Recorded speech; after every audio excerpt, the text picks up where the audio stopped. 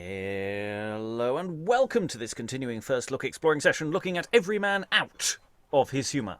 Not to be confused with every man in his humour, but also by Ben Jonson, and from about the same time as well. You know, it's a good title.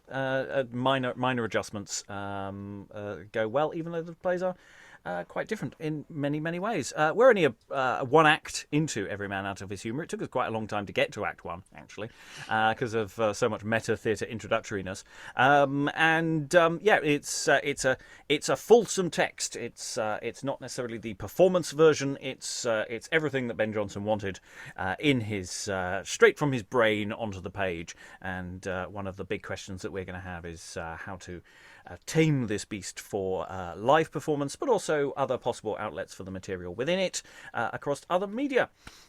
We're about to start Act 2, where some introduction of plot is hopefully going to start rearing its head. We've been introduced to various characters, but no extended sense of direction has yet been introduced. So we have a number of new characters coming into the room, and more business, I'm sure, will ensue, and more development of certain characters who we've only met in passing so far.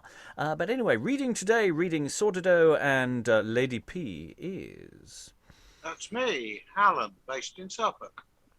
Reading Cordatus and Puntarvolo, or similar, is... Aliki, Chapple, actor and translator based in the north of England.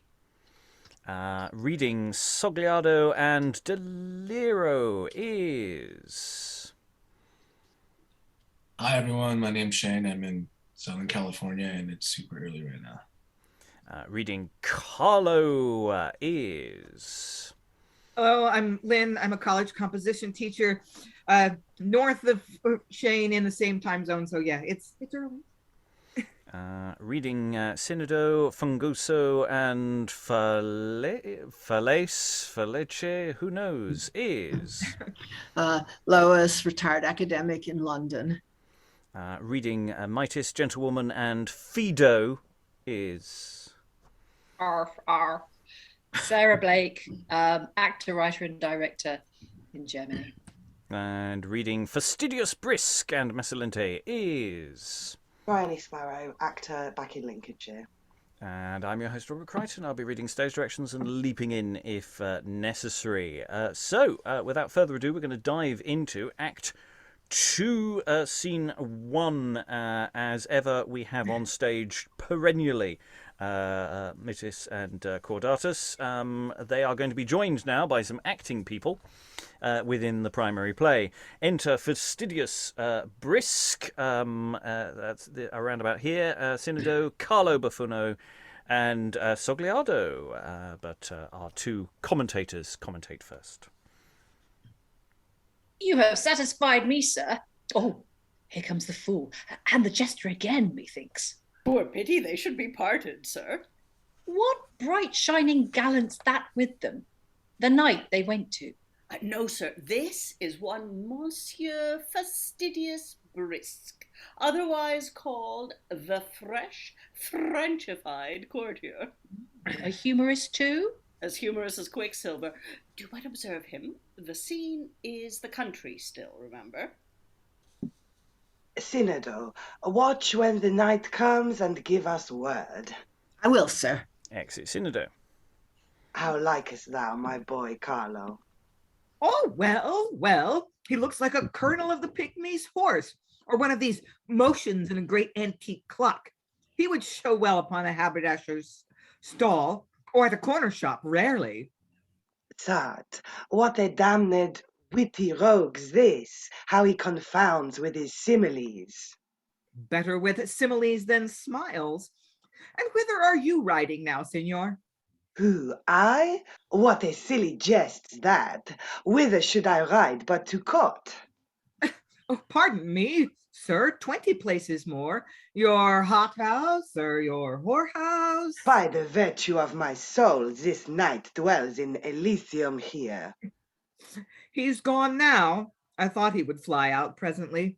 These be our nimble-spirited catsus that have their evasions at pleasure. Will run over a bog like your wild Irish. No sooner started, but they'll leap from one thing to another, like a squirrel, hey. Dance and do tricks in their discourse from fire to water, from water to air, from air to earth, as if their tongues didn't even lick the four elements o'er and away. Sirrah, Carlo, thou never sawest my grey hobby yet, didst thou? Oh, have you such a one? The best in Europe, my good villain, thou'lt say when thou seest him. But when shall I see him? There was a nobleman in the court offered me £100 for him. By this light, a fine little fiery slave, he runs like a, oh, excellent, excellent, with the very sound of the spur. How the sound of the spur? Oh, it's your only humour now extant, sir. A good gingle, a good gingle. Blood, you shall see him turn Morris dancer. He has got him bells, a good suit, and a hobby horse. Signor, now you talk of a hobby horse. I know where one is, will not be given for brace of angels. How is that, sir? Marry, sir, I am telling this gentleman of a hobby horse. It was my father's indeed, and though I say it, That should not say it. On. he did dance in it with a good humor and as good regard as of any man of his degree whatsoever, being no gentleman. I have danced in it myself too. Not since the humor of gentility was upon you, did you? Yes, once, Mary. That was but to shew what a gentleman might do in a humor. Oh, very good. Aye, this fellow's discourse were nothing but for the word humour. Oh, bear with him, and he should lack matter and words too. 'Twere pitiful. Nay, look at you, sir. There's ne'er a gentleman in the country has like humors for the hobby horse as I have. I have the method for the threading of the needle and all the How the method? the leisure for that and the why and the daggers in the nose and the travels of the egg from finger to finger and all the humorous incidents of the quality. The horse hangs at my home in my parlor. I'll keep it for a moment as long as I live, sure. Do so, and when you die, 'twill be an excellent trophy to hang on your tomb. Mass, and I'll have a tomb. Now I think on it, 'tis but so much charges. Best build it in your lifetime, then. Your heirs may hap to forget it else. Nay, I mean so. I'll not trust to them. No, for heirs and executors are grown damnable careless, especially since the ghosts of testators left walking. How like you him, senor? For heavens, his humour arrides me exceedingly. Arrides you? Aye, pleases me, a poxont. I am so haunted at the court, at my lodging, with your refined choice spirits, that it makes me clean of another garb, another sheaf, I know not how. I cannot frame me to your harsh, vulgar phrase. 'Tis against my genius. Signor Carlo. This is right to that of Horace. Dum vitant stulti vitia in contraria currunt. So this gallant, labouring to avoid popularity, falls into a habit of affection 10 times hatefuller than the former. Who he? A gull, a fool, no salt in him in the earth, man. He looks like a fresh salmon kept in a tub. He'll be spent shortly. His brain's lighter than his feather already, and his tongue more subject to lie than that is to wag. He sleeps with a musk cat every night and walks all day hanged in pomander chains for penance. He has his skin tanned in civet to make his complexion strong, and the sweetness of his youth lasting in the sense of his good lady. A good empty puff. He loves you well, senor. There should be no love lost, sir. I'll assure you. Nay, Carlo, I am not happy in thy love, I see.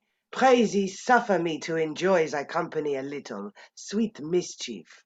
By this air I shall envy this gentleman's place in thy affections, if you please, if you be thus private, i' faith. And enter Cinedo. How now? Is the knight arrived? No, sir, but 'tis guessed he will arrive presently by his forerunners. His hounds, by Minerva, an excellent figure, a good boy. You should give him a French crown for it. The boy would find 2 better figures in that, and a good figure in your bounty beside. Tut, the boy wants no crowns. No crown. Speak but in the singular number, and we'll believe you. Nay, thou art so capriciously conceited now. Sirrah, damnation! I have heard this night Puntarvolo reported to be a gentleman of exceeding good humour. Thou knowest him, prithee. How is his disposition? I was never so favoured of my stars as to see him yet. Boy, do you look the hobby? Aye, sir. The groom has set him up. And as Cinedo is going out, Sogliardo takes him aside. 'Tis well. I rid out of my way of intent to visit him and take knowledge of his. Nay, good wickedness is humour. Why, he loves dogs and hawks and his wife well. He has a good riding face, and he can sit a great horse. He will taint a staff well at tile. When he is mounted, he looks like the sign of the George. That's all I know. Save that instead of a dragon, he will brandish against a tree and break his sword as confidently upon the knotty bark as the other did upon the scales of the beast. Oh, but this is nothing to that's delivered of him. They say he has dialogues and discourses between his horse, himself, and his dog, and that he will court his own lady as she were a stranger never encountered before. Aye, that he will, and makes fresh love to her every morning. This gentleman has been a spectator of it, Signor Insulo. I am resolute to keep a page. Say you, sir? And Sogliardo leaps from whispering with Cinedo. Have you seen Signor Puntarvolo accost his lady? Oh, aye, sir. And how is the manner of it, prithee, good senior? Hey, sir, in very good sort. He has his humours for it, sir, at first. Suppose he were now to come from riding or hunting or so. He has his trumpet to sound, and then the waiting gentlewoman looks out, and then he speaks, and then she speaks. Very pretty, faith gentleman. Why, but do you remember no particulars, signor? Oh, yes, sir. First, the gentlewoman, she looks out the window. After the trumpet has summoned a parle, not before. No, sir, not before. And then she says, ha, ha, ha. What says he? Be not rapt so. Says he, ha, ha, ha. Nay, speak. Ha, says he, God save you, says he. Ha, ha. What was this the ridiculous motive to all this passion? Nay, that comes after is, ha, ha. Ha, ha. Doubtless he apprehends more than he utters. This fellow, or else... And whoop, a cry of hounds within, all together now.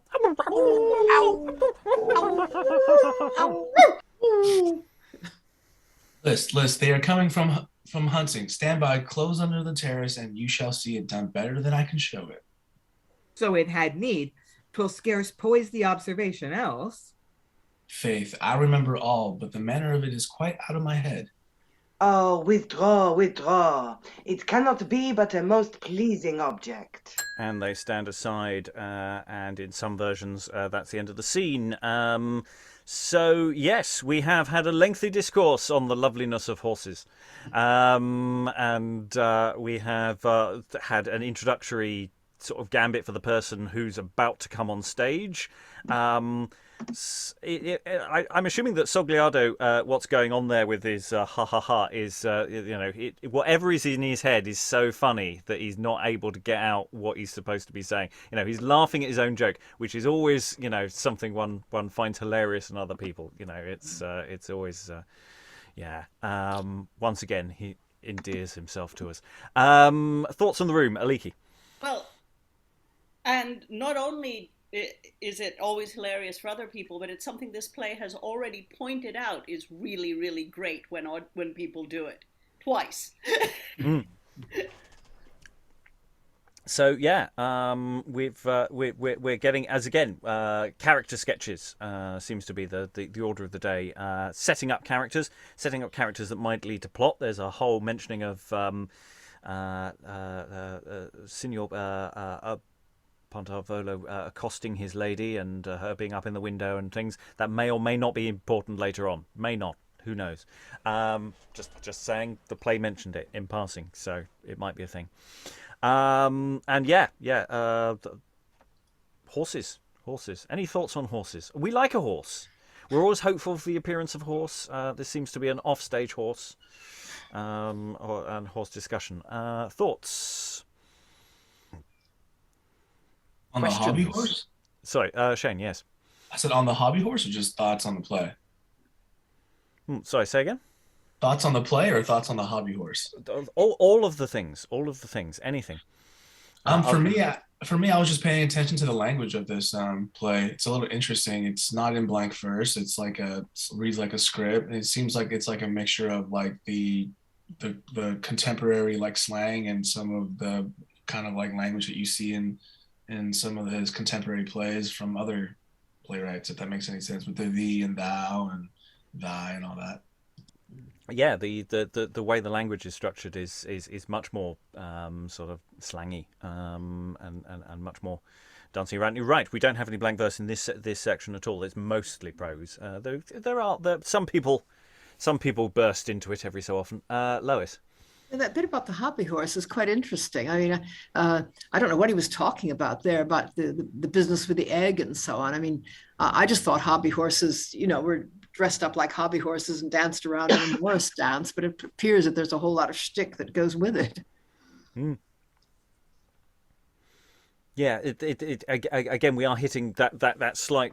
We're following on from the question of the more contemporary language that's being used there. Is that there is a certain density issue of some going. I'm not quite sure at times where this joke is going. Aliki. So around here, the Easter celebrations involve Morris dancing and eggs, and there are a lot of Francis Drake references and things like that. So it's not too far off contemporary. Maybe that's got something to do with it. Maybe there's a whole, as you say, egg routine.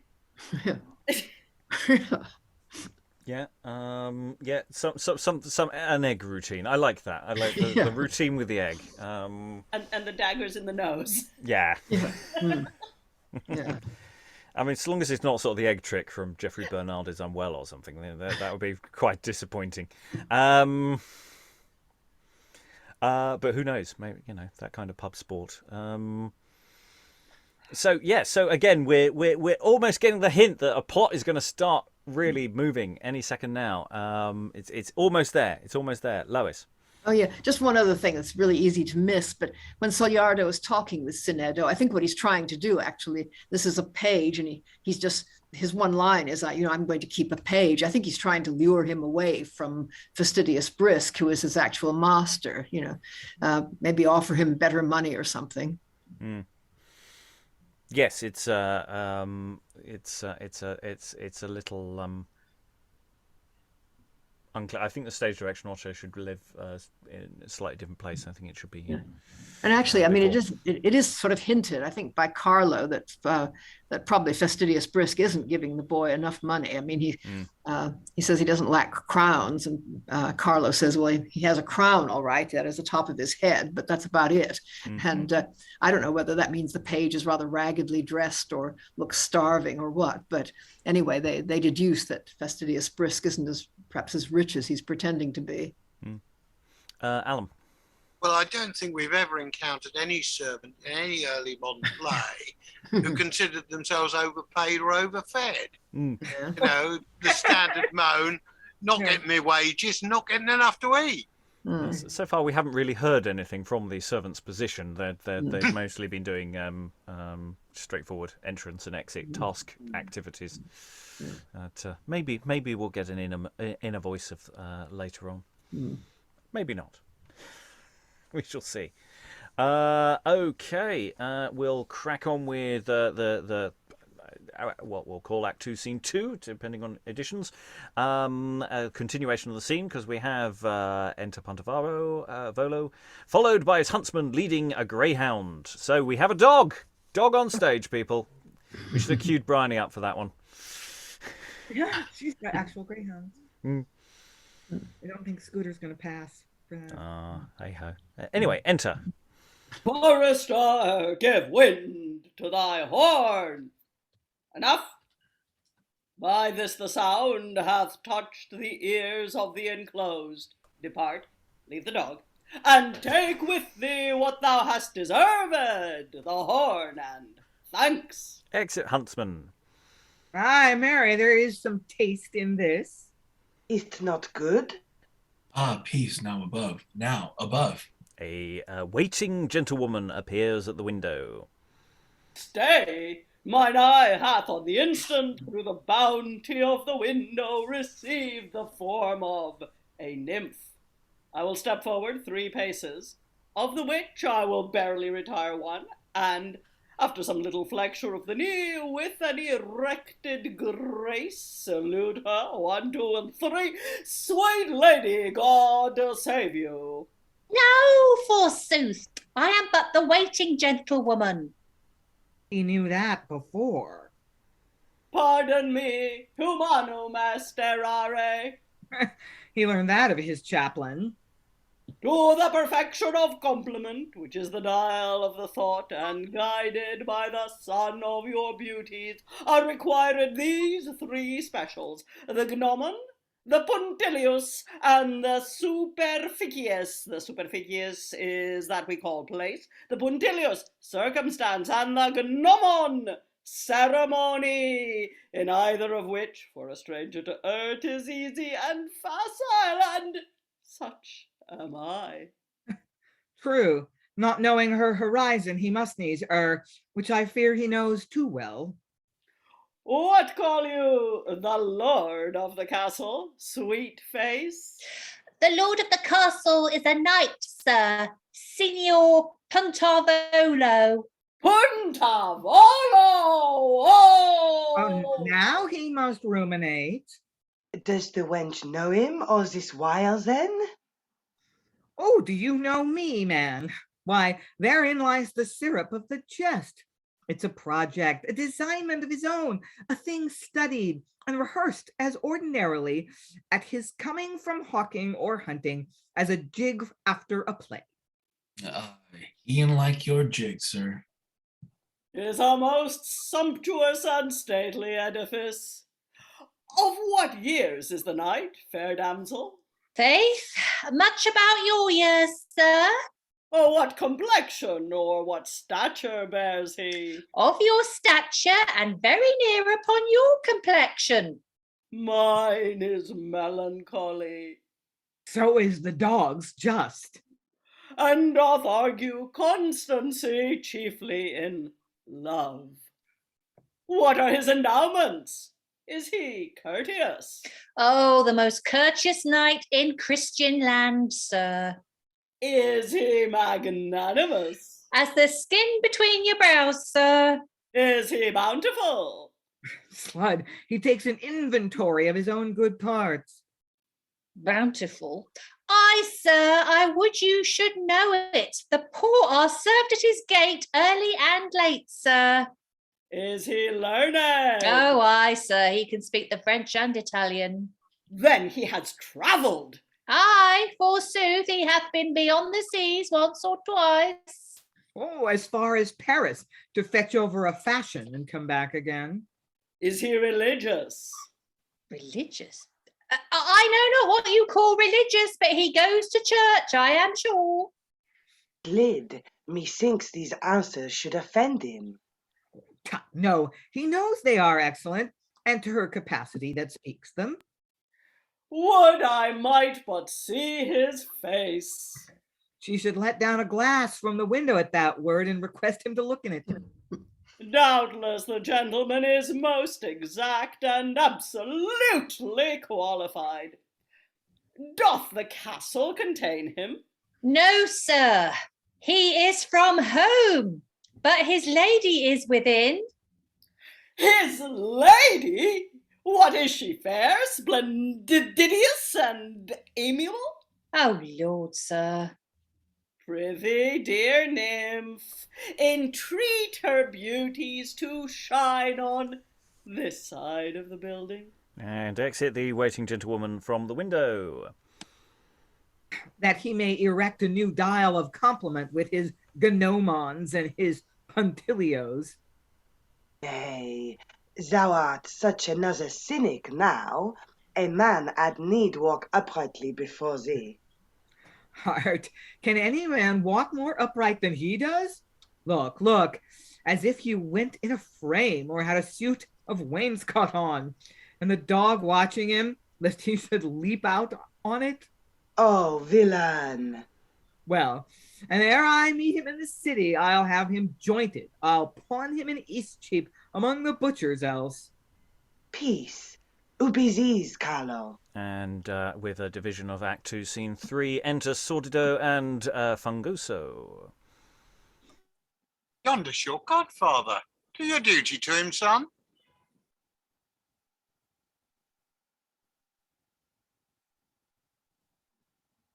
Sogliardo?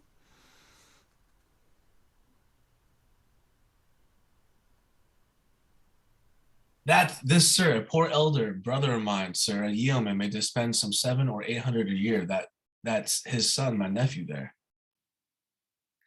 You are not ill come, neighbor Sordido, though I have not yet said, well, come. What, my godson is grown a great proficient by this? I hope he will grow great one day, sir. What does he study? The law? Aye, sir, he is a gentleman, though his father be but a yeoman. And what do you call your nephew, sir? Mary, his name is Fungoso.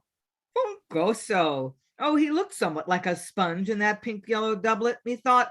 Well, make much of him. I see he was never born to ride upon a mule. The lady will come presently, sir. And as the gentle woman, having popped out, pops back out again. Or back in again. Oh, now. Stand by. Retire yourselves a space. Nay, pray you forget not the use of your hat. The air is piercing. And Sordido and Fungoso withdraw slightly. What? Will not their presence prevail against the current of his humour? Oh, no, it's a mere flood. A torrent carries all before it. And having given him ample room, Lady Puntarvolo appears at the window. What more than heavenly pulchritude is this? What magazine or treasury of bliss? Dazzle you organs to my optic sense to view a creature of such eminence. Oh, I am planet struck, and in yon sphere a brighter star than Venus doth appear. How? In verse? An ecstasy, man. Is it your desire to speak with me, Sir Knight? He will tell you that anon. Neither his brain nor his body are yet molded for an answer. Most debonair and luculent lady, I decline me as low as the basis of your altitude. He makes congees to his wife in geometrical proportions. Is it possible there should be any such humorist? Very easily possible, sir. You see, there is. I have scarce collected my spirits, but lightly scattered in the administration of your form, to which, if the bounties of your mind be any way responsible, I doubt not, but my desire shall find a smooth and secure passage. I am a poor knight-errant lady, that hunting in the adjacent forest was my adventure in the pursuit of a heart brought to this place, which heart, dear madam, escaped by enchantment. The evening approaching, myself and servant wearied, my suit is to enter your fair castle and refresh me. Sir Knight, albeit not usual with me, chiefly in the absence of a husband, to admit any entrance to strangers, yet in the true regard of those innated virtues and fair parts which so strive to express themselves in you, I am resolved to entertain you to the best of my unworthy power, which I acknowledge to be nothing, valued with what so worthy a person may deserve. Please you but stay while I descend. And Lady P withdraws from the window. Most admired lady, you astonish me. And walks aside with Sordido and Fungoso as we presumably wait for her to descend. What, with speaking a speech of your own penning? Nay, look, prithee, peace. Pox on it, I am impatient of such foppery. Oh, let us hear the rest. What, a tedious chapter of courtship after Sir Lancelot and Queen Guinevere? Away. I marvel in what dull nook he found this lady out, that being a woman she was blessed with no more copy of wit but to serve his humour thus. Slud, I think he feeds her with porridge. She could never have such a thick brain else. Why is porridge so hurtful, Signor? Oh, nothing under heaven more prejudicial to those ascending subtle powers, or doth sooner abate that which we call acumen ingenii than your gross fare.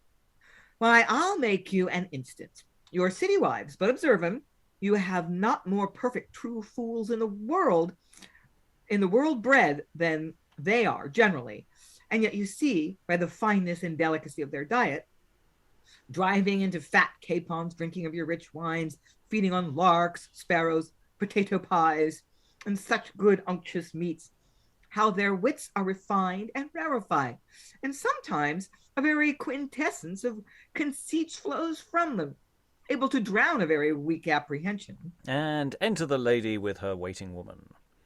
Peace, here comes the lady. That's me, here's company. Turn in again. Exit the lady with her woman. Slide, our presence has cut off the convoy of the jest. All the better, I'm glad on it, for the issue was very perspicuous. Come, let's discover and salute the knight. Which indeed they are about to do, but I think that closes that unit of action. Lady P and Puntarvolo caught in their role play, cosplay, daily ritual. How private is this? Where is this supposed to be going? How into it are they? There's all sorts of questions. Which decides how it's performed, because is Lady P just standing at the top there reading from a card? Is that the script that's been delivered that day, or is it just automatic wrote it, or is she really into it and discovering people have watched it is really off-putting? There's lots of questions that change how it works, but it's still quite a good setup in many ways. I'll go to Lynn first, and then Briony. Yeah, there's some comic potential in this little bit. I think the waiting gentlewoman and Lady P could do some funny stuff with facial expressions, particularly if you had if you had a small enough house where you could really read their faces. Like, here we go again. Okay, I am but the waiting gentlewoman. She's waiting for the if they could, you have good enough actors to signal that they've been through this 157 million times, but they indulge him anyway. Well, I say, because you can graduate it. The waiting gentlewoman could just be going, "Oh yes, I am. Yes, the mistress is here." Whereas so that you've got different levels you could play it, so it's not one note all the way through as well. That I quite like. Briony. Yeah, I love how fast lapping it all up as well. Like he would be buying all those celebrity magazines. It's almost like he's their biggest fan. I love that a little bit. Aliki. You said we might be getting onto some plot, and of course we immediately got into a dialogue exchange that's resolutely not plot, and everybody tells us is not plot. That was great. Yeah, I didn't. There were no guarantees about the progression of a plot. Just more incidents, more characters. The way they were going to interact. We have the sort of introduction of additional characters in passing in the middle of this unit of comic action. So you've got the arrival of Fungoso. He looked somewhat like a sponge in that pink-yellow doublet. I mean, that's a provocation for the costume designers, isn't it? Enter SpongeBob SquarePants.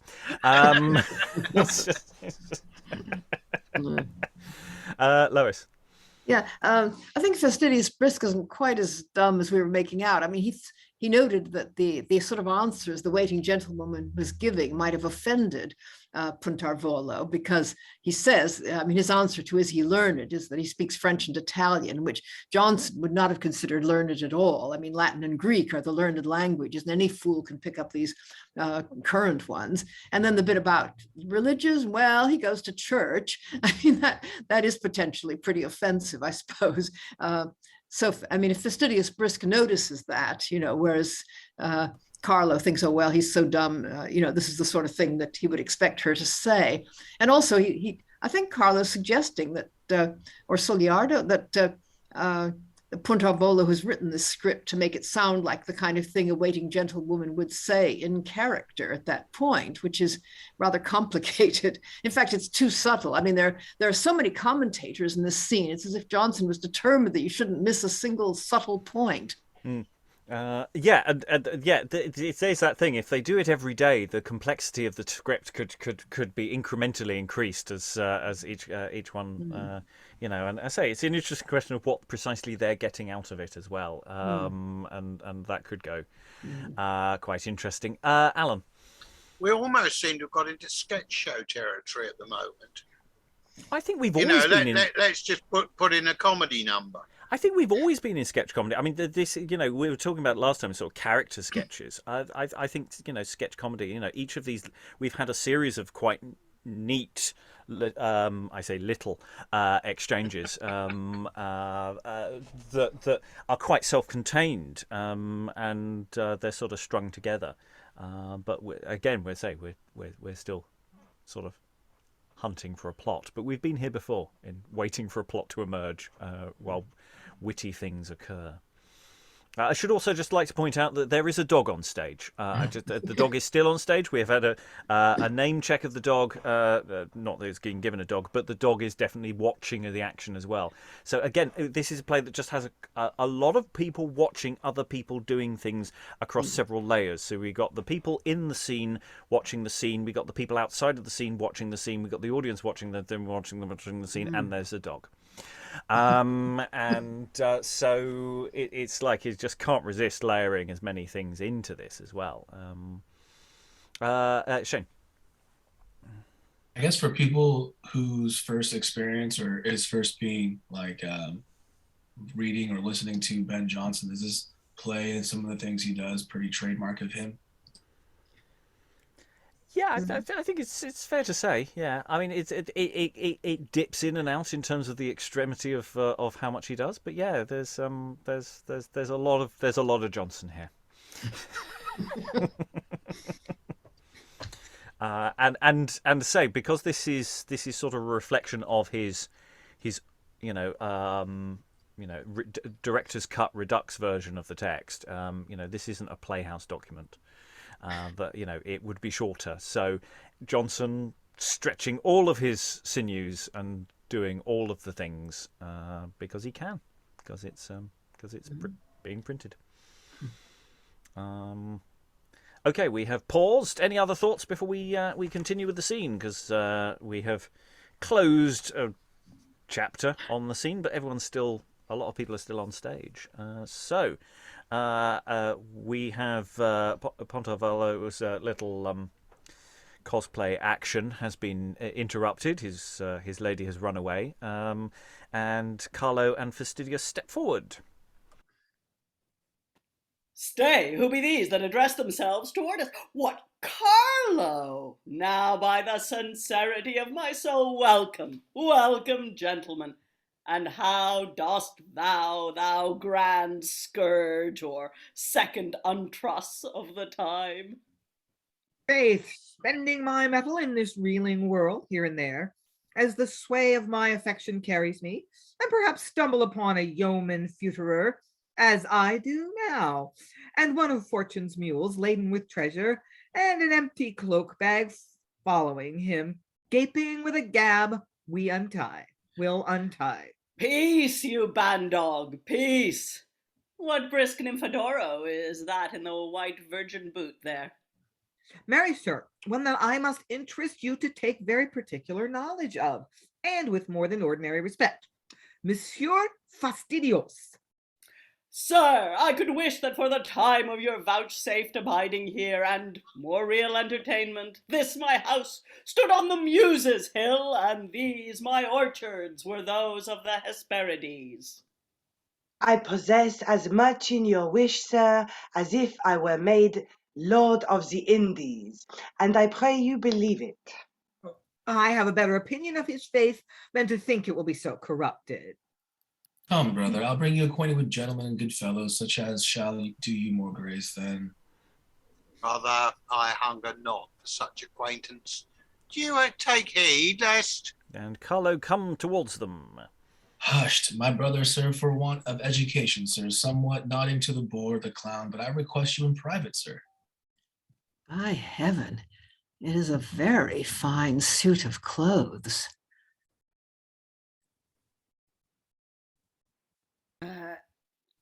Do you observe that, signor? There's another Humour has new cracked the shell. What? He is enamoured of the fashion, is he? Oh, you forced all the jest. I marvel what it might stand him in. Nephew! For me, it's an excellent suit, and as neatly becomes him. What said you, uncle? When saw you my niece? Mary, yesternight I supped there. That kind of boot does very rare, too. And what news hear you?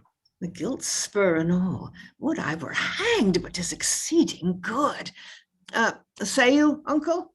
Your mind is carried away with somewhat else. I ask what news you hear. Troth, we hear none. Good faith, I was never so pleased with a fashion days of my life. Oh, and I might have but my wish, I'd ask no more of heaven now, but such a suit, such a hat, such a band, such a doublet, such a hose, such a boot, and such a... They say there's a new motion of the city in Nineveh with Jonas and the whale to be seen at Fleet Bridge. You can tell, cousin. There's such a world of questions with him now. Yes, I think there be such a thing. I saw the picture. Oh, would he would once be satisfied. Now let me see, the doublet, say 50 shillings the doublet, and between £3 or £4 the hose. Then boots, hat, and band, some 10 or 11 pounds, will do it all and suit me for the heavens. I'll see all those devices, and I come to London once. Oh, it's slid, and I could compass it, 'twere rare. Hark you, uncle. What says my nephew? Faith, uncle, I would have desired you to have made a motion for me to my father in a thing that, walk aside and I'll tell you, sir. No more but this. There's a parcel of law books, some £20 worth, that lie in a place for a little more than half the money they cost, and I think for some £12 or 20 mark, I could go near to redeem them. There's Plowden, Dyer, Brooke, and Fitzherbert, divers such as I must have ere long, and you know I were as good save £5 or £6 as not, uncle. I pray you move it for me. That I will. When would you have me do it? Presently? Oh, I pray you, good uncle. Send me good luck, Lord, and it be thy will, prosper it. Oh, my stars, now, if it take now, I am made forever. Shall I tell you, sir? By this air, I am the most beholden to that lord of any gentleman living. He does use me the most honourably, and with the greatest respect, more indeed than can be uttered with any opinion of truth. Then have you the Count Gratiato? as true noble a gentleman as any breeze. I am exceedingly endeared to his love. By this hand I protest to you, Signor, I speak it not gloriously, nor out of affection, but there's he and the Count Frugal, Signor Illustre, Signor Luculento, and a sort of them, that when I am at court, they do share me amongst them. Happy as he can enjoy me most private. I do wish myself sometime a ubiquitary for their love, in good faith. There's ne'er one of them but might lie a week on the rack ere they could bring forth his name, and yet he pours them out as familiarly as if he had seen them stand by the fire in the presence, or take tobacco with them over the stage in the Lord's room. Then you must of necessity know our court star, there, that planet of wit, Madonna Saviolina. Oh, Lord, sir, my mistress. Is she your mistress? Faith, here be some slight favours of hers, sir, that do speak it. She is, as this scarf, sir, or this ribbon in my ear, or so, this feather grew in her sweet fan sometimes, though now it be my poor fortune to wear it. As you see, sir, slight, a foolish toy. Well, she is a lady of a most exalted and ingenious spirit. Did you ever hear any woman speak like her, or enriched with a more plentiful discourse? Oh, villainous, nothing but sound, a mere echo. She speaks as she goes tired, in cobweb lawn, light, thin, good enough to catch flies withal. Oh, manage your affections. Well, if thou beest not plagued for this blasphemy one day. Come, regard not a jester. It is the power of my purse to make him speak well or ill of me. Sir, I affirm it to you upon my credit and judgment, she has the most harmonious and musical strain of wit that ever tempted a true ear, and yet to see, a rude tongue would profane heaven if it could. I am not ignorant of it, sir. Oh, it flows from her like nectar, and she does give it that sweet, quick grace and exonation in the composure that by this good air, as I am an honest man, would I might never stir, sir. But she does observe as pure a phrase and use as choice figures in her ordinary conferences as any be in the Arcadia. Or rather in Green's works, whence she may steal with more security. Well, if £10 will fetch them, you shall have it. Not part with no more. I'll try what that will do, if you please. Do so. When you have them, study hard. Oh, yes, sir. And I could study to get 40 shillings more now. Well, I will put myself into the fashion as far as this will go presently. Wonder it rains not. The almanac said we should have a store of rain today.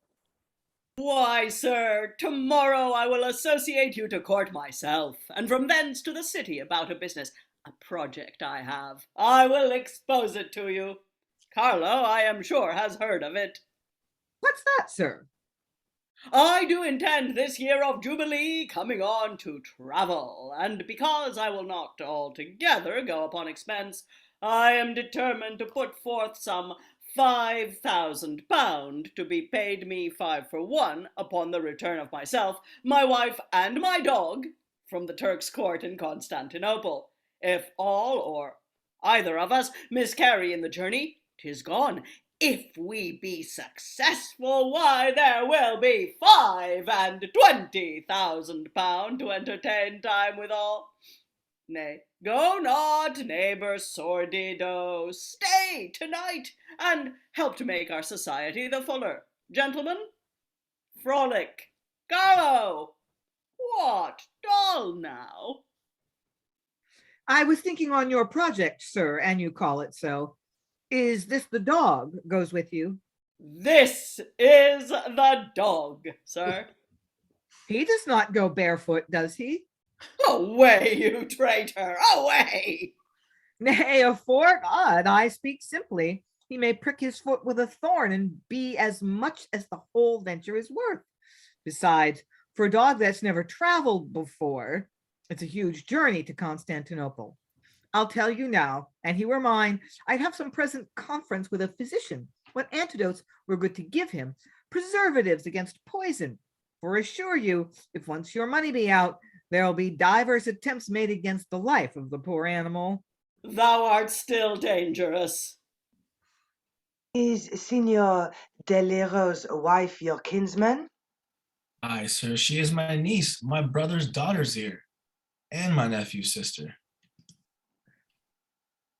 You know her, sir? Oh, Lord, sir. Signor Deliro, her husband is my merchant. I've seen this gentleman there often. I cry you mercy, sir. Let me crave your name, pray you. Fungoso, sir. Good Signor Fungoso, I shall request to know you better, sir. I am her brother, sir. In fair time, sir. Come, gentlemen, I will be your conduct. Nay, pray you, sir, we shall meet again. We shall meet at Signor Deliro's often.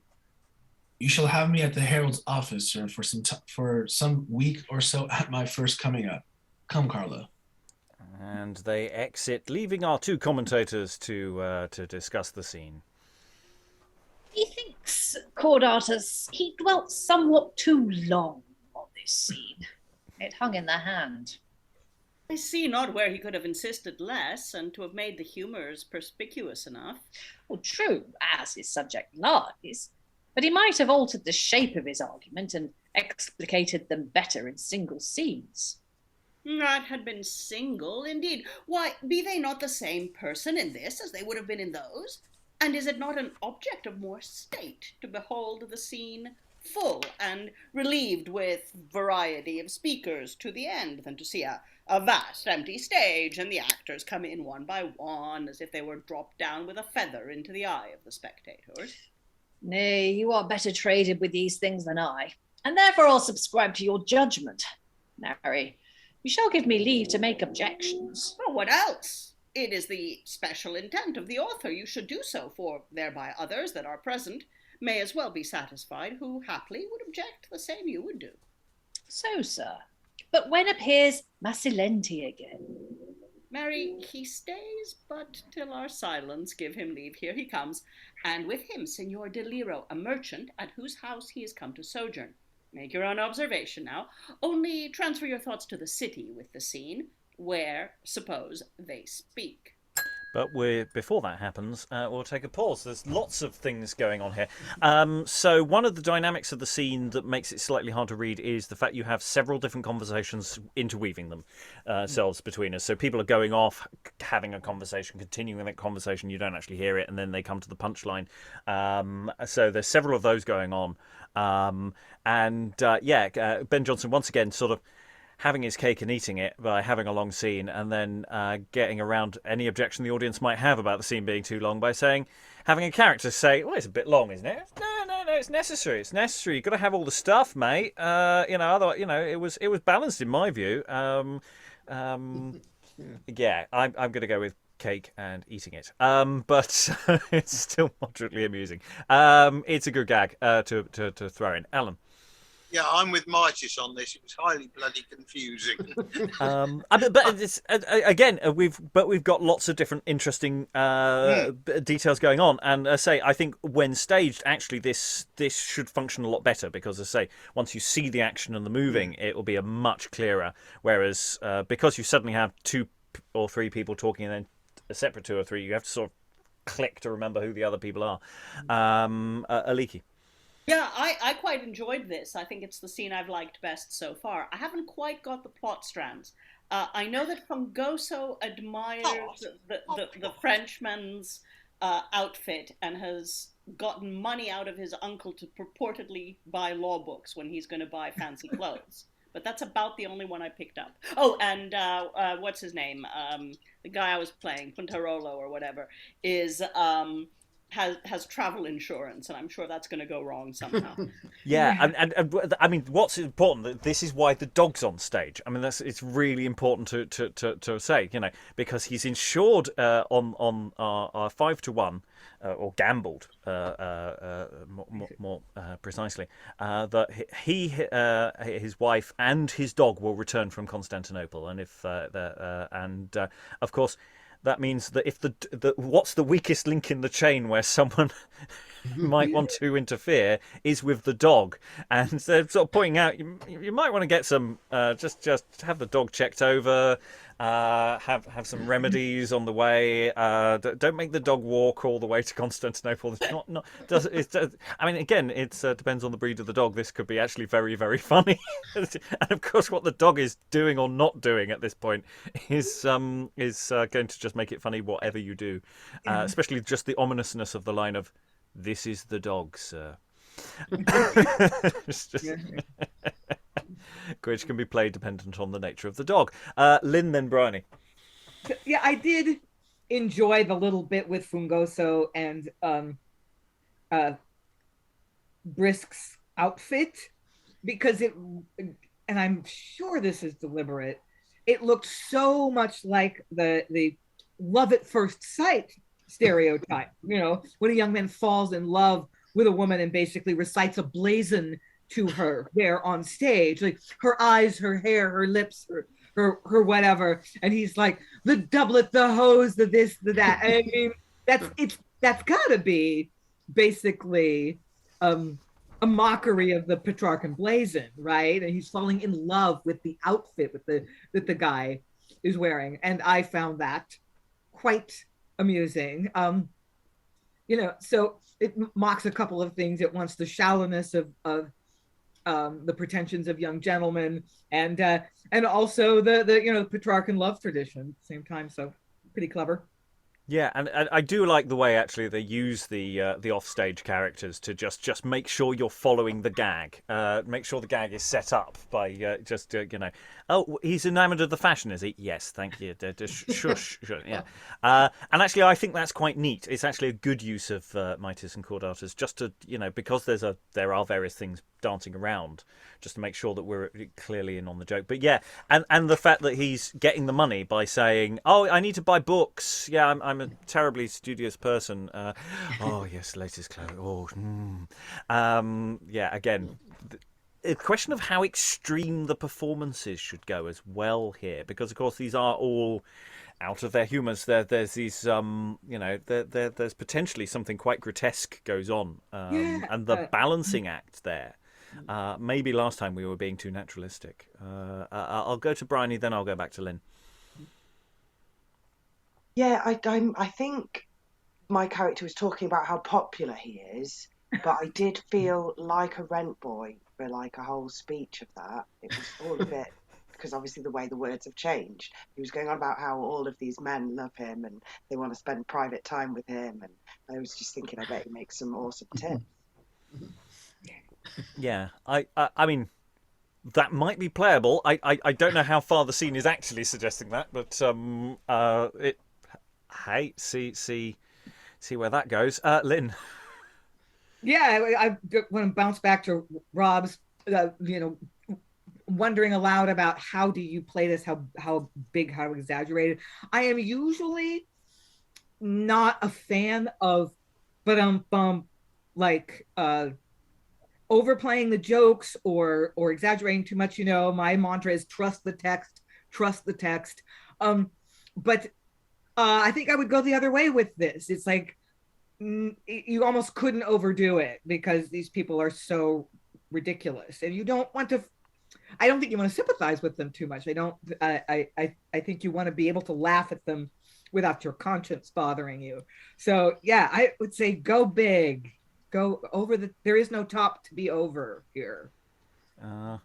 Famous last words. So, I mean, there's something quite Dickensian about the way these are. Or Dickensian will be a bit like this, in the sense of that they are so flamboyant in their depictions that there is a certain boldness to the playing that is suggested.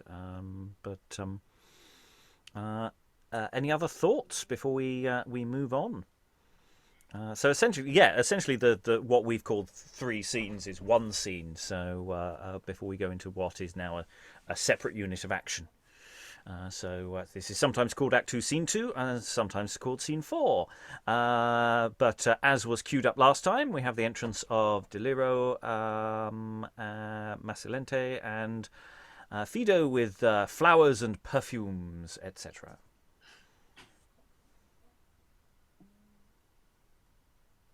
Sorry, I'm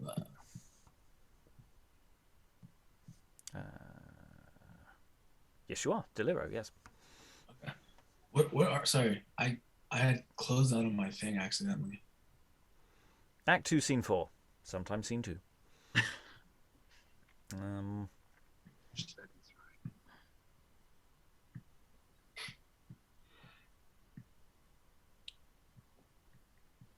Yes. A merchant at whose house he has come to sojourn.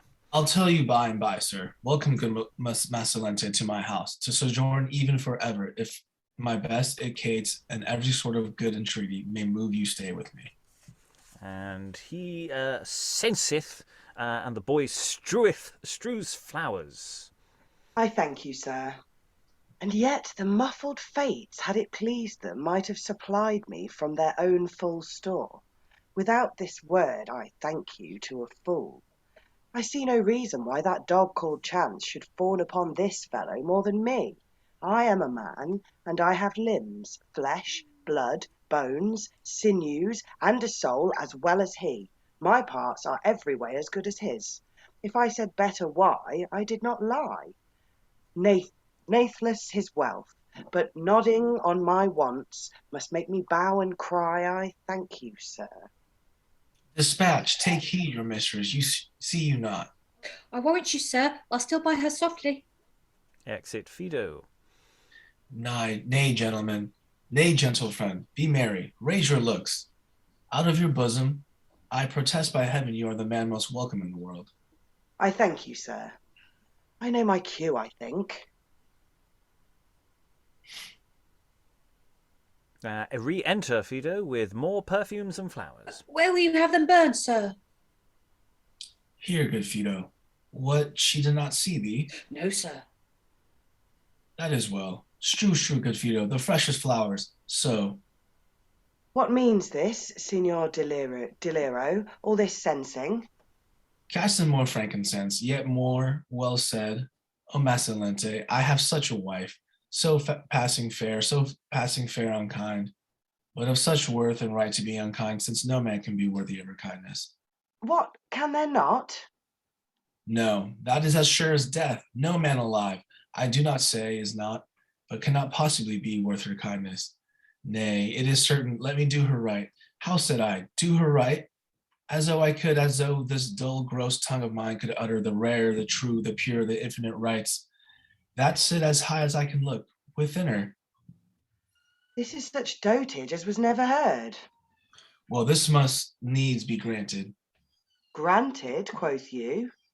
Nay, Macilente, do not so discredit the goodness of your judgment to deny it, for I do speak the very least of her, and I would crave and beg no more of heaven, for all my fortunes here, but to be able to utter first in fit terms what she is, and then the true joys I conceive in her. Is't possible she should deserve so well as you pretend? Aye, and she knows so well her own deserts that when I strive to enjoy them, she weighs the things I do with what she merits, and seeing my worth out weighed so in her graces, so solemn, so precise, so forward, that no observance I can do to her can make her unkind to me. If she find fault, I mend that fault, and then she says I faulted, that I did mend it. Now, good friend, advise me how I may temper this strange spleen in her. You are too amorous, too obsequious, and make her too assured she may command you. When women doubt most of their husbands' loves, they are most loving. Husbands must take heed. They give no gluts of kindness to their wives, but use them like their horses, whom they feed but half a peck at once, and keep them so, still with an appetite, to that they give them. He that desires to have a loving wife must bridle all the show of that desire. Be kind, not amorous, nor bewraying kindness, as if love wrought it, but consider it duty. Offer no love rites, but let wives still seek them, for when they come unsought, they seldom like them. Believe me, Macilente, this is gospel. Oh, that a man were his own man so much to rule himself thus. I will strive, I faith, to be more strange and careless, yet I hope I have now taken such a perfect course, to make her kind to me and live contented, that I shall find my kindness well returned and have no need to fight with my affections. She late hath found much fault with every room within my house. One was too big, she said, another one was not furnished to her mind, and so through all which now I have altered. Then here she hath a place on my backside where she loves to walk, and that, she said, had some ill smells about it. Now this walk have I before she knows it, thus perfumed with herbs and flowers, and laid in divers places, was twere all altars consecrate to her. Perfumed gloves and delicate chains of amber to keep the air in all of her sweet nostrils. This have I done. This I think will please her.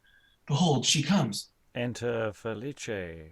Ah, here's a sweet stink indeed. What, shall I ever be thus crossed and plagued and sick of husband? Oh, my head doth ache as it would cleave asunder with these savours. All my rooms altered, and but one poor walk that I delighted in, and that is made so fulsome with perfumes. I'm feared my brain doth sweat so I have caught the plague. Why, gentle wife, is now thy walk too sweet? Thou saidst of late it had sour airs about it, and found much fault that I did not correct it. Why, and I did find fault, sir?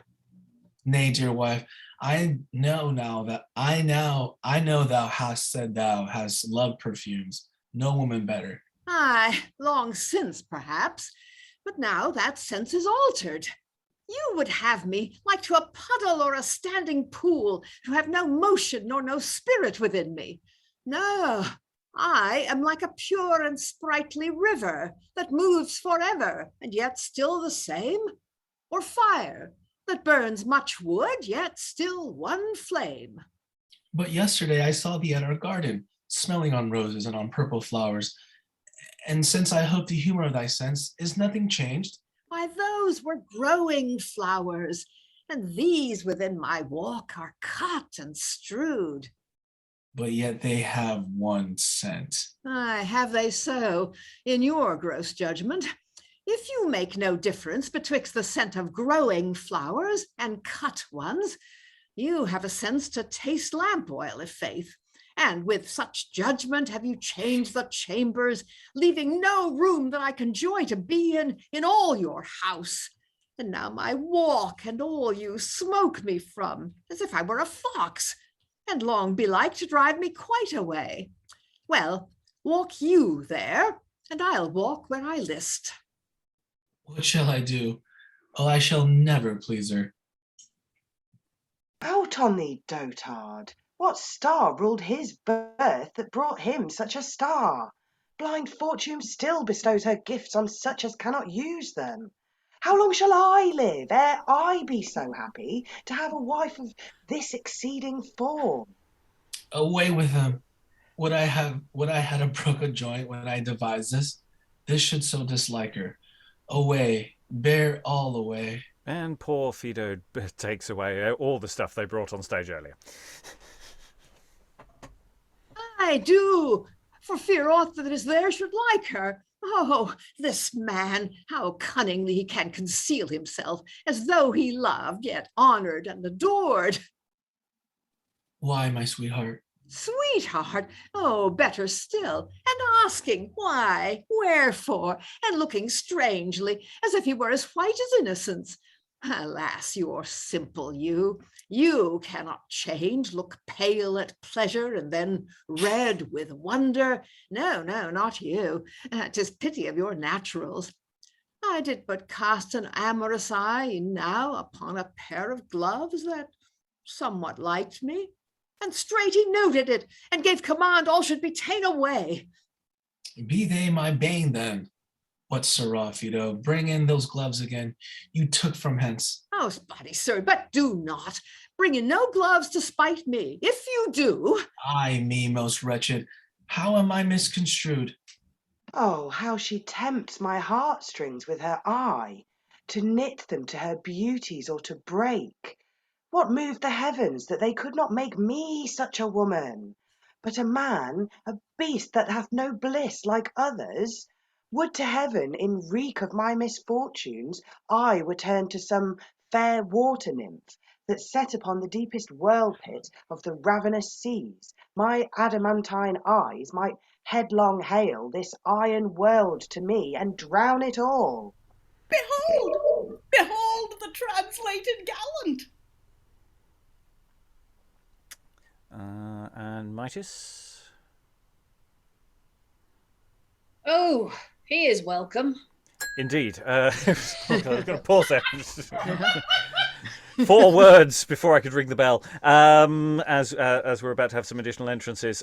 So yes, we've got some unhappy home life. Someone needs to has spent a lot of time buying all those extra air purifiers and potpourri and stuff around the house, and poor Fido, who's presumably running on and off stage during that scene, additionally, going, oh, no, get rid of them, bring them back, get rid of them, back and forth,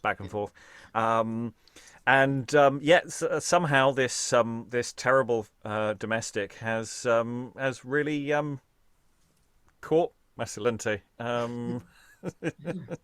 Yeah, that's the bit that gets me. I mean, this seems to be the worst woman in the world, but for some reason he starts being envious that he doesn't have a wife who looks like that. Well, some people have that kind of kink, I think. Aliki. He is talking about her looks, not her behavior. Maybe she's just drop dead gorgeous, one of those women that, can get away with anything. Yeah, maybe it's just the energy in the room. Considering how generally malcontented that Macilente is, maybe just that needs that energy in the room. That's what he responds to. I don't know. I'm not his therapist.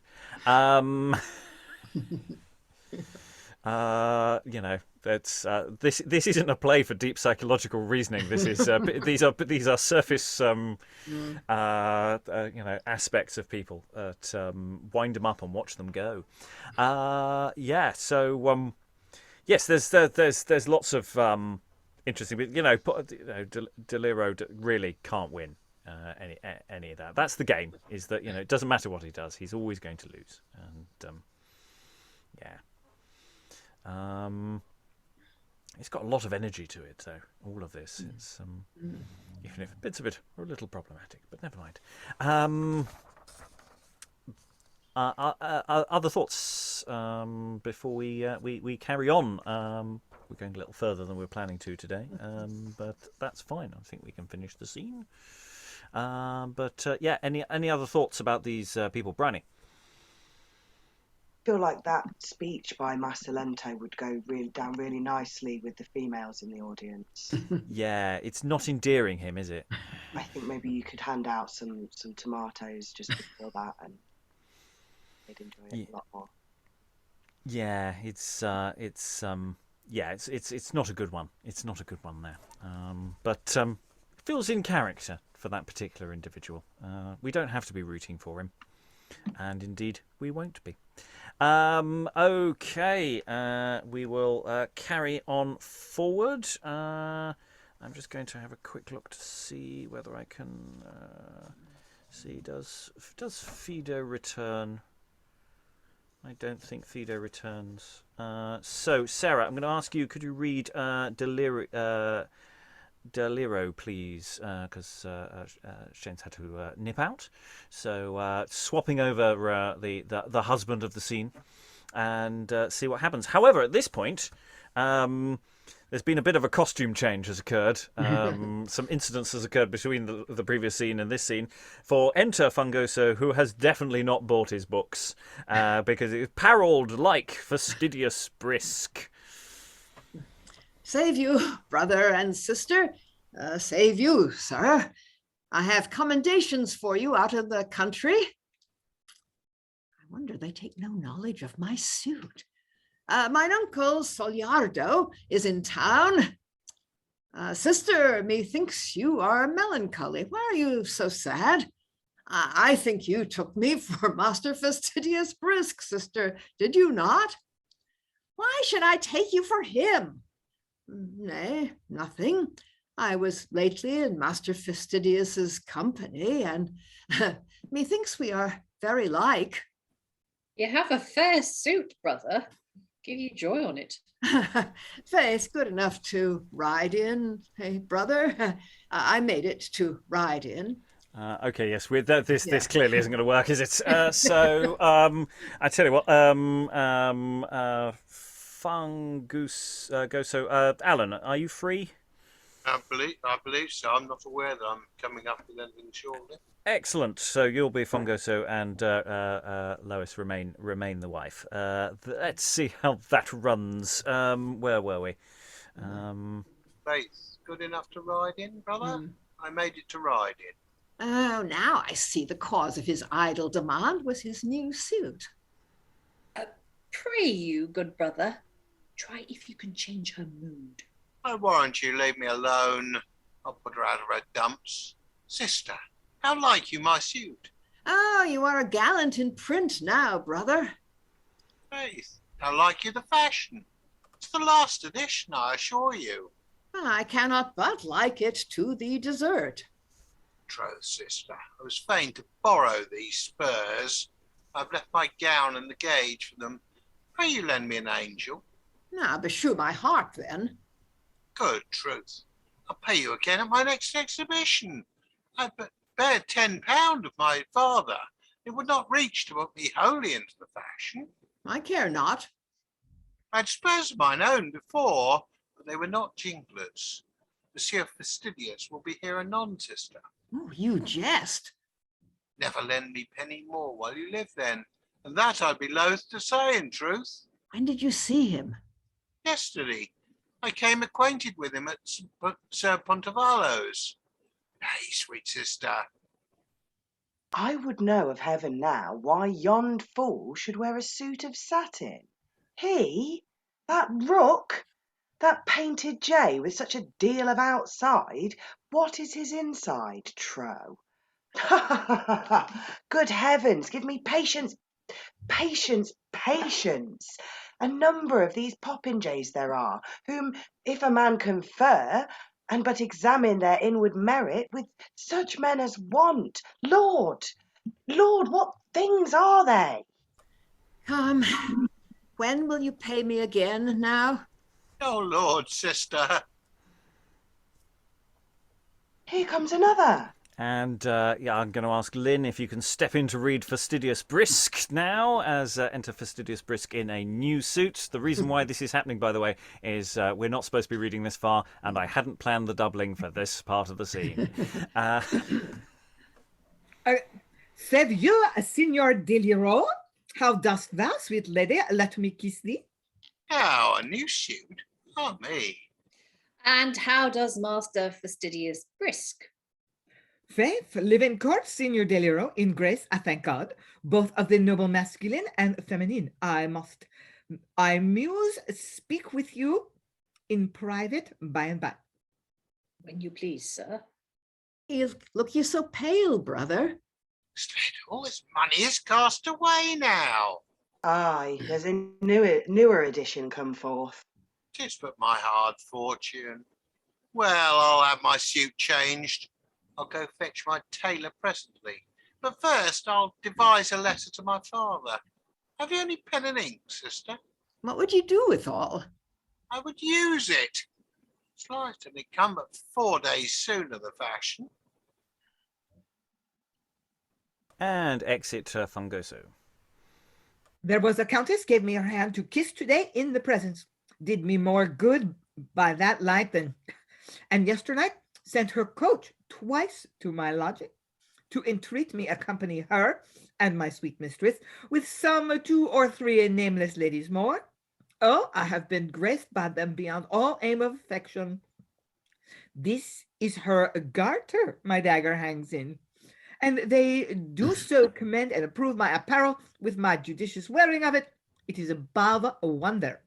Indeed, sir, 'tis a most excellent suit, and you do wear it as extraordinary.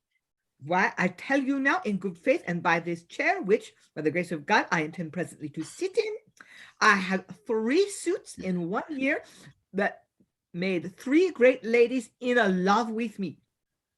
I had other 3, undid 3 gentlemen in imitation, and other 3 got 3 other gentlewomen, widows of £3,000 a year. Is possible. Oh, believe it, sir, your good faith is the witch, and your apparel the spells that brings all the pleasures of the world into their circle. Ah, the sweet grace of a courtier. Well, would my father had left me but a good face for my portion yet. Though I had shared the unfortunate with that goes with it, I had not cared. I might have passed for somewhat in the world then. Why, assure you, Signor, rich apparel has strange virtues. It makes him that hath it without means esteemed for an excellent wit. He that enjoys it with means puts the world in remembrance of his means. It helps the deformities of nature and gives luster to her beauties, makes continual holiday where it shines, sets the wits of ladies at work that otherwise would be idle, furnisheth your 2 shilling ordinary, takes possession of your stage at your new play, and enricheth your oars as scorning to go with your skull. Pray you, sir, add this. It gives respect to your fools, makes many thieves, as many strumpets, and no fewer bankrupts. Out, unworthy to speak where he breatheth. What's he, Signor? A friend of mine, sir.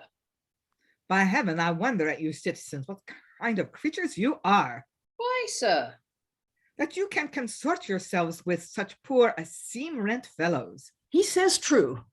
Sir, I will assure you, however you esteem of him, he's a man worthy of regard. Why, what has he in him of such virtue to be regarded, huh? Marry, he is a scholar, sir. Nothing else? And he is well travelled. You should get him clothes. I would cherish those good parts of travel in him and prefer him to some nobleman of good place. Sir, such a benefit should bind me to you forever in my friend's right, and I doubt not but his desert shall more than answer my praise. Why, and he had good clothes, I'd carry him to court with me tomorrow. Or he shall not want for those, sir, if gold and the whole city will furnish him. You say well, sir. Fifth, Signor Deliro, I am come to have you play the alchemist with me and change the species of my land into that metal you talk of. With all my heart, sir. What sum will serve you? Faith, some 300 or 400. Truth, sir, I have promised to meet a gentleman this morning in Paul's, but upon my return, I'll dispatch you. I'll accompany you thither. As you please, sir, but I go not thither directly. It is no matter. I have no other designment in hand, and therefore as good as go long. I were as good have a quartane fever follow me now, for I shall ne'er be rid of him. Bring me a cloak there, one. Still upon his grace at court, I am sure to be visited. I was a beast to give him any hope. Well, would I were in, that I am out with him once, and come, Signor Macilente, I must confer with you as we go. Nay, dear wife, I beseech thee, forsake these moods. Look not like winter thus. Here, take my keys. Open my counting houses, spread all my wealth before thee, choose any object that delights thee. If thou wilt eat the spirit of gold and drink dissolved pearl in wine, 'tis for thee. So, sir. Nay, my sweet wife. Good Lord, how you are perfumed in your terms and all. Pray you, leave us. Come, gentlemen. Adieu, sweet lady. Exit all except for Fallace. Aye. Let thy words ever sound in mine ears, and thy graces disperse contentment through all my senses. Oh, how happy is that lady above other ladies that enjoys so absolute a gentleman to her servant. A countess gives him her hand to kiss. Ah, foolish countess, he's a man worthy, if a woman may speak of a man's worth, to kiss the lips of an empress. And re-enter Fungoso with his tailor. What? Is Master Fastidious gone, sister? Aye, brother. He has a face like a cherubim. Odds me, what luck's this? Fetch me tailor and all. Which way went he, sister? Can you tell? Not I, in good faith. And he has a body like an angel. How long is since he went? Why, but he now, did you not meet him? And a tongue able to ravish any woman in the earth. Oh, for God's sake. I'll please you for your pains. But even now, say you. Come, good sir. I forgot it too. If anybody asks for my uncle Sogliardo, they shall have him at the herald's office yonder, by Paul's. And exit Fungoso with his tailor. Well, I will not altogether despair. I have heard of a citizen's wife as being beloved of a courtier, and why not I? Oh, I will into my private chamber lock the door to me and think over all his good parts, one after another. And exit Fallace, leaving us with our two commentators to complete the act. Well, I doubt this last scene will endure some grievous torture. Ah, how? You fear 'twill be racked by some hard construction? Do not you? No, good faith. Unless mine eyes could light me beyond sense, I see no reason why this should be more liable to the rack than the rest. You'll say, perhaps, the city will not take it well that the merchant is made here to dote so perfectly upon his wife, and she again to be so fastidiously affected as she is. You have uttered my thoughts, sir, indeed. Why, by that proportion, the court might as well take offence at him we call the courtier, and with much more pretext, by how much the place transcends and goes before in dignity and virtue. But can you imagine that any noble or true spirit in court, whose sinewy and altogether unaffected graces very worthily express him as a courtier, will make any exception at the opening of such an empty trunk as this Brisk is, or think his own worth impeached by beholding his motley inside? No, sir, I do not. No more, assure you, will any grave, wise citizen or modest matron take the object of this folly in Deliro and his wife, but rather apply it as the foil to their own virtues.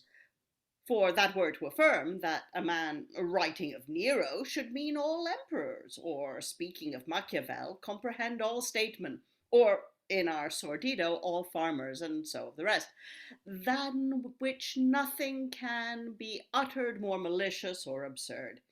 Indeed, there are a sort of these narrow-eyed decipherers, I confess, that will extort strange and abstruse meanings out of any subject, be it never so conspicuous and innocently delivered.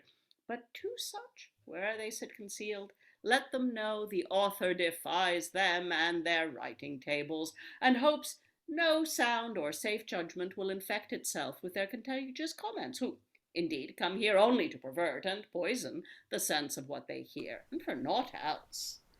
And close of the act. Okay, bits of that were getting quite kinky. There's definitely, there's various people keen on each other, and Fallace is really getting into a groove there. It's I particularly like Fungoso's just horror of Fastidious turns up wearing a different suit, and he's just going, "Oh shit, I'm out of fashion. I have to get new clothes. Quick, get me a tailor. Get me the emergency tailor." Right. It's a sewing emergency. And yeah, that fast fashion thing, he spent all this money and he's already out of date. And he's appalled by it all. And of course, Fastidious is constantly talking about, good clothes and, I'll bring anyone to court as long as they look good. That's all that matters. So yeah, there's all sorts of things in play. So we got a married couple. Someone is keen on the wife, and the wife is keen on somebody else. So there's again these little tendrils that we could almost call plot, are sort of leaking out everywhere, a little bit by bit. While I say, constantly playing these character types, these little situations, these little comments, and little things. Thoughts in the room. I'll go to Briony, then Lynn, then Lois. Yeah, I found the session a lot more enjoyable today and less lecture-y, but I feel like we did kind of end on a tiny little mini lecture again there. Like everything else today, I've been loving. It's been a lot more fun and less. I felt less preached at. We've been enjoying, feeling our way into these characters, almost like caricatures of people. And then, just why did he have to just ruin it? Just give a bit of a lecture. Well, I quite like I like the idea of what Mitis and Cordatus are doing here, but there's just so much of it, and I like the idea of going, well, that scene wasn't very good, was it? Yeah, well, no, I think you'll find, he's having his cake and he's eating it, and you're right, it's it'll be a 3-line exchange in my version. That's what it's there to remind us that they're there. But and mark the end of the act. But that's it. Lynn. Well, I do generally find Mitis and Cordatus kind of tedious and unnecessary. But there was one moment where I had to laugh out loud, where Cordatus talks about the narrow-eyed decipherers who extort strange and abstruse meaning out of any subject.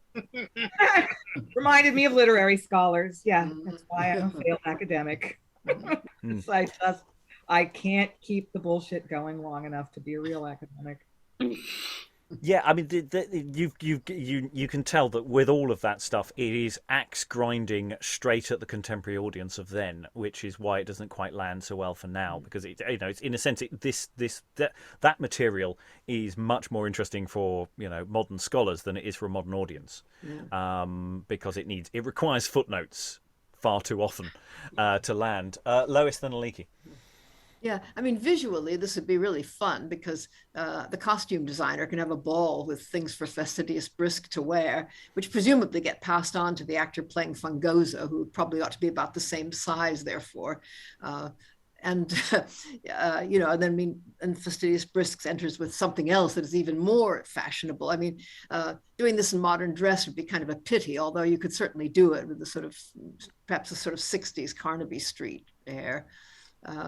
I think that's partly what sort of makes the scene. Yes, it's that thing of what's his next costume going to be. That's by now. Hopefully, the game is understood, and we know that every time it's going to get more ridiculous. Aliki.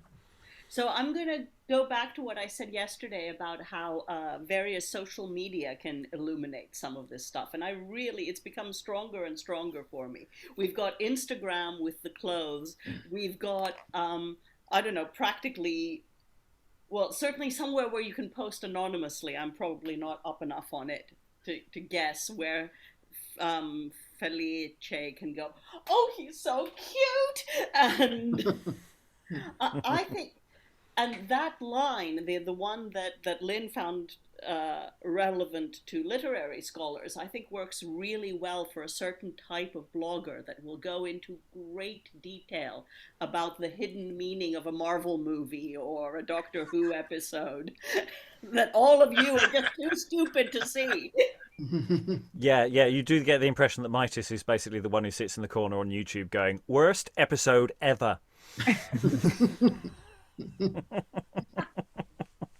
this is how Jonson just jumped the shark, and it's just the whole franchise has just fallen completely down the pan. I mean, I don't know what the Lord Chamberlain's men are doing these days. I mean, really, it's just it's ridiculous.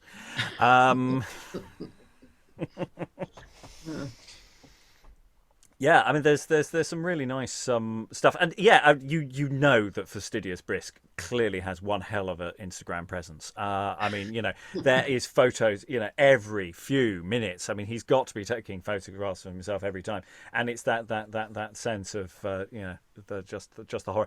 And actually, you could add to the horror because you could make Fungoso even worse, because if he's got a phone and every so often he hears, oh no, not another costume! So he doesn't even have to be on stage. He's going, it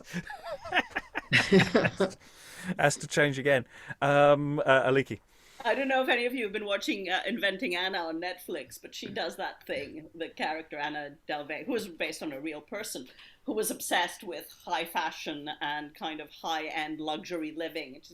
You're wearing that? You look like a poor person.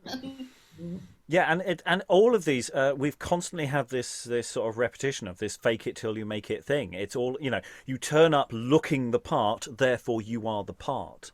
And yeah, that's a really good modern example of that kind of thing. So yeah, there's all of these elements now feel like they're falling more into place and going, I can now have a much firmer conception of what to do with the amount of material that we've got here. And I'm more conflicted as to what to do with Mitis and Cordatus now, and because I can see versions of the play where they're either a very small or an absent presence, but I can also see where their integration is actually really important, and it will be really a question of actually how important that comes later on as the narrative unfolds. Yeah. Anything more on the flowers scene, as it were, the air freshener scene? I just see Febreze everywhere, just to clear the smell of the flowers. Okay, so final thoughts. So again, we're still in a sense far too early to start thinking about productions, but I think we're starting to get a ghost of a hint at this, and just final thoughts of now that things are starting to kick off. I mean, last session we didn't do as much text as we did today, but we stopped and started a lot last session, and I think that also took the wind out of some of the sails. Whereas I think today, by letting it flow a bit more, we've had a chance to give it a bit more wind in under its wings, as it were. So yeah, final thoughts. Briony, landing a bit better for you today? Yeah, there was a lot of fun stuff today. I'm not really enjoying the meta stuff as much as some of the other people. And I think maybe there is some fun stuff right in the middle of that, but it really needs some cutting, especially for my taste. But yeah, I've loved the horse and the dog action, and just the fun of the characters and the caricatures of the people that he's painted today.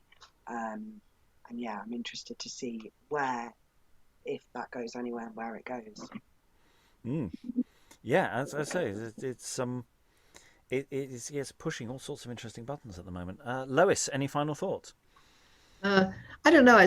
I've always thought this play was at almost any given moment really brilliant, and the problem is the sort of total effect, or just holding it all in your head. But there are loads of lines that are a real pleasure, and I think it's almost unique to Jonson, that particular dramaturgy of several different lots of people on the stage and then characters crossing from one group to another. And this edition actually seems to have put in more stage directions about that than most. I think in the original there's very little, and the result is that you get terribly confused. Who is talking to whom, and why is he talking to this person? I thought he was with that person.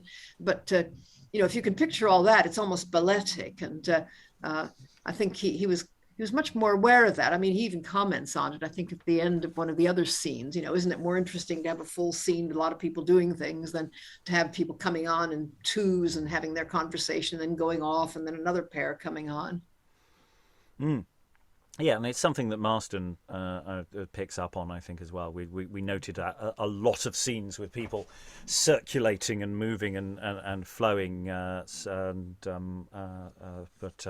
even though we've read most of Marston, he is yet to come chronologically. Yeah, their relationships are always interesting. Lynn, any final thoughts? Yes, well, Jonson continues to try my patience. I'm afraid. The meta-ness of it. Again, as you had the word unnecessary is kind of how it feels to me. We have Macilente kind of observing what's going on from within the world of the play, and then Cordatus and Mitis observing what's going on outside the world of the play. All those layers really feel maybe a little extraneous to me. So yeah, I just feel a little impatient with it. But I agree with Lois. There are sort of locally luminous moments of humor. The whole business with Fungoso trying to imitate this very handsome courtier and always being a step behind, and just sort of the shallowness of people, and the social commentary is all very astute and really quite funny. But yeah, as you know, as Lois was saying, it's not the problem isn't with the scenes, it's kind of the overall effect. Like, even is there an overall effect? Because it's so big and it goes in and out of the layers of reality. So it's kind of not vibing for me right now. Alan, any final thoughts? Yeah, I mean, this session has certainly moved a lot faster and a lot more engagingly than the previous one. But I'm still looking to see whether there is actually any underlying plot, or whether there's just a lot of very clever character sketches and comedy numbers strung together. You know, the two old guys sitting on the sidelines commentating is interesting, but probably excessive. And the more I've seen of it, the more I'm thinking about the first 10 pages, which was the pre-prologue material, is, to my mind, pretty eminently split off into another universe someplace else, you know, and disconnected from the rest of it. Aliki, final thoughts? Like Briony, I'm a lot more taken with it this time around. And maybe that's about tuning into it as much as anything else. I'm enjoying these caricatures, and I'm enjoying the finding out of what's going on and how these little interactions play together. I'm looking forward to seeing what happens. I think I do discern the beginnings of the plot, and I'm quite interested to see where it takes us. And especially as you know, with you know, if you take the overall text and you do a reasonably even edit, you know, we're not, you know, we're early in the play still, by quite a degree. So to expect a full explicated plot is not really reasonable. You know, we're nowhere near the interval yet. You know, if we're thinking of a reduced version. So yeah, it's a matter of that question of which plot line do we really want to follow, or which character arc. Maybe we shouldn't be thinking about plotting just the arcs of characters, like Fungoso's arc. I'm really quite engaged in the joke of the constantly chasing ness of that. We've got various people in love with or enamored with each other, but also, you know, the relationship between a husband and wife there that is particularly confusing and may go in sort of interesting, kinky directions. So yeah, there's all sorts of interesting possibilities, and it's not so much necessarily plot as in enmeshedness of it all. I want to see everyone being enmeshed with each other. Sarah, any final thoughts? Well, like Aliki, am beginning to see the glimmers of a plot. But the trouble is that the longer it goes on, the less I care. And I'm sitting here puzzling away to myself, because this theoretically should tick all my boxes, this play, because generally I'm someone who is far more interested in character than plot. I really enjoy good characterization. I really enjoy satire, especially satire on society and the foibles of modern life, which, I mean, so much of it is transferable to present day. The wit, all the silliness with the costume. I mean, all of this is just tick, tick, tick, tick, tick. It's like a Sarah, a delicious Sarah luxury list of stuff that I enjoy, and yet for some reason it's just not doing it for me. And it was doing it weirdly. It was doing it for me more yesterday. I think because it was the beginning, and I was like, oh, okay, let's see where this goes. And I'm just not that bothered. Like there's individual strands which are funny, but I don't know. I think part of the problem is usually I have no problem at all visualizing a play on stage and visualizing the characters and seeing who they all are. And with this, I'm seeing some of them, but there's quite a few that I'm not seeing. And so maybe it's just to do with that. Maybe it's just a personal thing. I mean, I also think maybe, there's bits of it that are reminding me a lot of like Commedia dell'arte. And I think that would just maybe be one way to go with it, to just make it so over the top and turn it into this huge spectacle. So that it really didn't matter if you weren't really invested in it, as an audience member. You could just sort of drop in and drop out and zone into the bits that you enjoyed. But I don't know, I think it's a bit like Lynn and Lois were saying. I think there's just too much of it. You sometimes less is more, maybe. I'm usually a more is more kind of girl, but I have a feeling that I may have met my match here, because I feel there's almost too much. Well, I mean, as we keep saying, we know there's too much. It's as simple as that. It's too long, and we have. But I don't just mean, I mean in the choices that he's made as well. Like, not just in the length of it and the sheer volume of material, but in the juxtapositions that he's chosen to make, and the way he's put the characters together. It's not just about cutting it down, although obviously that would help. But for me, it's like a really rich plate of food. It's like, yes, there's too much of it, but also it's the flavors are all too similar in a way. There's no sharp relief. There's no contrast. I don't know. It seems we've got quite contrasty people across the shop. I mean, it's the problem is we have to make an imaginative leap of what the text would look like with alterations. I mean, we're not talking about vacuum formed. Here is a play that we just hand to some actors and off they go. This is a matter of taking this material and doing something with it, which means we have to. There's no point assessing the text as it is, because we're not going to stage it. We have to assess what we can do with it, and that's a slightly different proposition. As I imagine I'm going to say quite a few times over the next few sessions. I'll go to Briony, then Lois. Yeah, it's just kind of struck me as we've had this conversation about it, that it's kind of like this play watching a film with the director's commentary on, but like you haven't seen the film yet. And there's no way to turn the director's commentary off. You've just got to watch it all or nothing. And that is kind of a bit like what this feels like to me. I quite like that as an idea of doing it, actually. It's to do a film version. And they're actually, it's the director's commentary afterwards. And you can't switch it off. Or you could switch it off. That actually there are two versions on the disc. One with and without director's commentary. Which again, thinking about this as multiplicities, we're not talking about a production, we're talking about productions.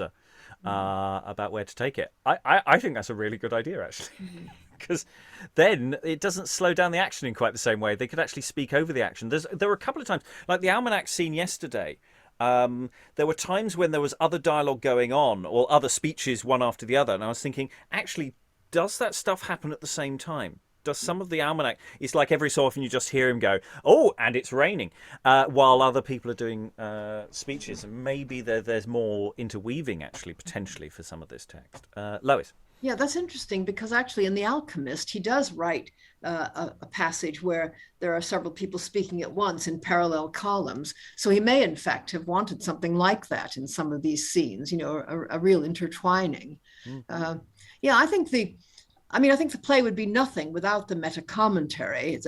Who cares about any of these people and the exciting story of Fungoso's attempts to keep up with the fashion and Fastidious Brisk's attempt, Fallace's attempt to have an adulterous relationship with Fastidious Brisk, whether he wants one or not, and the various other things that are going on. Surely nobody cares about that. What's really interesting is this incredibly complicated commentary. It's not only that Macilente within the play is commenting, but Carlo Buffone is commenting, but he's also totally unreliable as a commentator, as is Macilente. Macilente just sort of hates everybody, and his reaction to everything is, why don't I have that? He really is an internet troll. Any success he sees, he wants it, and he wants to do down the other person. And then Carlo Buffone goes from being totally flattering to one person by being negative about whoever else is on the stage, to then switching to the other person and being negative about the first person. There's just so much of it. If you could play it, I think, sort of fast enough with all this going on, I think it would be quite fun. And yeah, it's yeah, I had a thought and I've totally lost it. There was because I was some really nice things. It was in there. There was something. It wasn't about the dog. I'm looking at I keep thinking about the dog, and the horse, and all of those things. Yeah, just the number of layers that are potentially here. That said, we haven't had that many characters. It's not like we are yet. There may be still more to come. But it's not like they're crowding us with ridiculous number of plot lines or characters yet. So they are delivering us a reasonable amount of stuff, even with commentator characters remain on stage all the way through. Any other thoughts before I close the session? No. Right. Well, that is it for this Act 2. We'll dive into Act 3 next time and see where that takes us. All that remains is to thank all the wonderful readers for all their wonderful reading. Thank you very much, everyone, and goodbye. This is the dog, sir.